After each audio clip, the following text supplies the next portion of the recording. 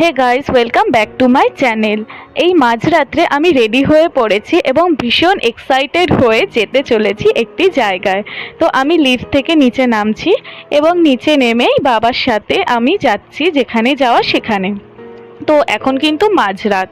তো কটা বাজে দেখেই নাও তুমি আমার ফোনে, আমার বাবার ফোন যদিও, এটা 3:44 বাজে। আমরা যাত্রা শুরু করলাম। চারিদিক পুরো জাস্ট ফাঁকা, দেখতেই পাচ্ছ। রাত্রে শুধু আমি আর বাবাই যাচ্ছি জাস্ট।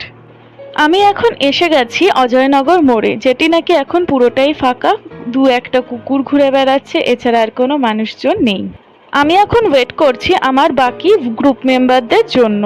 ওদেরকে ফোন করলাম, ওরা বলল ক্যাব বুক হয়ে গেছে, আমরা জাস্ট আসছি। তো আমি ওদের জন্যই ওয়েট করছিলাম। যারা যাদবপুর চেনো তারা তো অজয়নগর মোড় চিনবেই। এই রকম শুনশান ফাঁকা দেখেছো এই জায়গাটা কখনো? তোমরা জানিও কিন্তু কমেন্টে। তো তোমাদের সাথে কথা বলতে বলতে আমি ক্যাবেও উঠে গেলাম এবং যাত্রাটিও শুরু করলাম চারজন মিলে। এখন আমরা মা ফ্লাইওভারের ওপরে উঠছি। আমি এই মা ফ্লাইওভারের আশেপাশ দিয়ে অনেকবার গেছি, কিন্তু এই ফ্লাইওভারে ফার্স্ট টাইম ওঠার এক্সপিরিয়েন্স আমার। দারুণ লাগছে জাস্ট। প্রথমত মা ফ্লাইওভারে প্রথমবার উঠেছি, দ্বিতীয়ত এত সুন্দর দৃশ্য এত উঁচু থেকে দেখছি, তৃতীয়ত একদমই ফাঁকা, চারিপাশ থেকে দু একটা মাঝে সাঝে গাড়ি যাওয়া আসা করছে মাত্র। তো আমার তো খুবই এক্সাইটেড লাগছে, বেশ অন্যরকম একটা অনুভূতি। তোমরাও দেখো আমার সাথে, তোমাদেরও হেভি মজা লাগবে।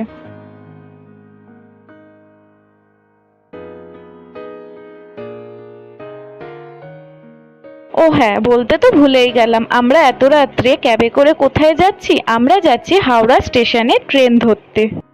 অ্যান্ড ফাইনালি আমরা এসে গেছি হাওড়া স্টেশনে। আমরা এসেছি ওল্ড স্টেশনে, তার কারণ আমাদের ট্রেন এখানেই আসবে, তার জন্য। 5:55 বেজে গেছে ঘড়িতে। আমাদের ট্রেনও এই দেখো আস্তে আস্তে প্রবেশ করলো স্টেশনে। এই ট্রেনটি কিন্তু এখন পুরোদমে সেলিব্রিটি, দেখেই বুঝতে পারছো কোন ট্রেন। তো দেখা যাক আমার এক্সপিরিয়েন্স কেমন হয় এই ট্রেনে উঠে। আমি কিন্তু এ টু জেড সমস্ত রকমের এক্সপিরিয়েন্সই তোমাদের সাথে শেয়ার করব। তো তার জন্য লাস্ট অবধি ভিডিওটা অবশ্যই দেখো। বেশি কথা না বাড়িয়ে চলো যাই ভিতরে।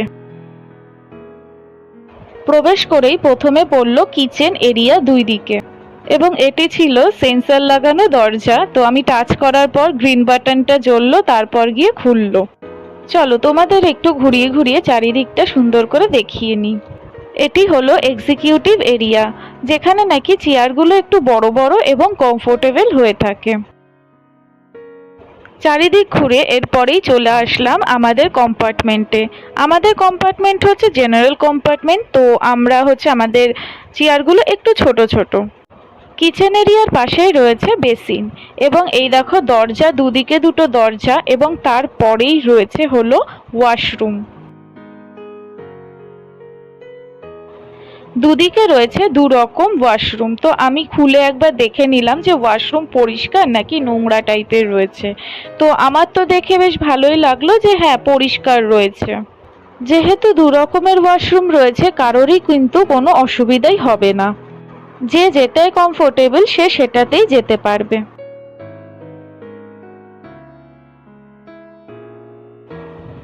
ঘোরাঘুরি অনেক হলো, চলো এবার একটু বসি। বসার আগেই আমার চোখে পড়লো এই জিনিসটা, হেভি মজা লাগছিল, 2-3বার করেছিলাম এরকম আর কি। এরপরে বসে পড়লাম, এবং কি কি সুযোগ সুবিধা রয়েছে বসার পর সেটাও তোমরা দেখে নাও।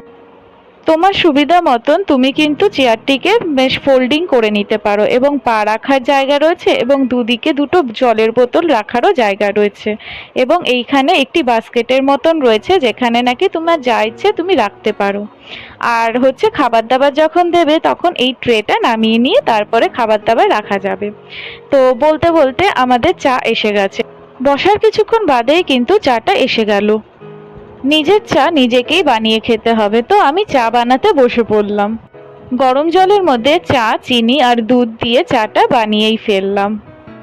আর হ্যাঁ, সাথে ছিল বিস্কুট। চা বানাতে বানাতে ভোরের আলো ফুটে গেল। তো আমি বসে বসে চা খাচ্ছিলাম এবং বাইরের দৃশ্য উপভোগ করছিলাম। আমার সাথে সাথে তোমরাও একটু বাইরের দৃশ্য উপভোগ করে নাও দেখি।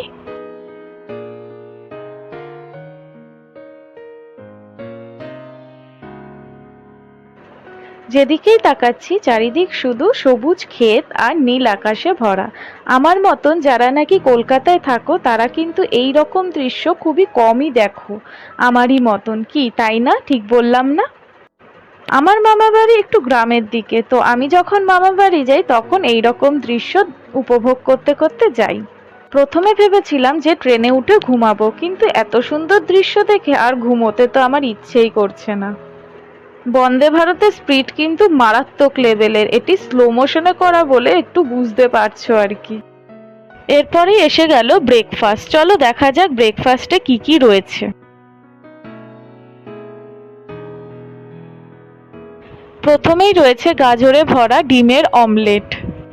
তারপরেই চোখ গেল আমার এই কাগজটির উপরে, মানে এই কাগজটার মধ্যে অ্যাকচুয়ালি কি কি রয়েছে সেটাই দেখার জন্য ভীষণ উৎসুক ছিলাম। তারপর দেখলাম যে চায়ের সরঞ্জাম, মানে হচ্ছে আরেকবার চা দেওয়া হয়েছে। তো তাই জন্য অ্যাকচুয়ালি পরের দিকে আমাদের গরম জলটা দেওয়া হয়েছিল, তাই জন্য আমি বুঝতে পারছিলাম না যে এর মধ্যে অ্যাকচুয়ালি কি রয়েছে। তো যাই হোক, এই যে চাটাও বানিয়ে নিলাম। তো দেখতেই পাচ্ছ ব্রেকফাস্টে ছিল বাটার ব্রেড, অমলেট, চা আর হচ্ছে ফ্রুটি। তো সব মিলিয়ে বন্দে ভারতের যাত্রার এক্সপিরিয়েন্স আমার কাছে খুবই ভালোই লাগলো। অ্যান্ড ফাইনালি আমি পৌঁছে গিয়েছি আমাদের গন্তব্যস্থলে।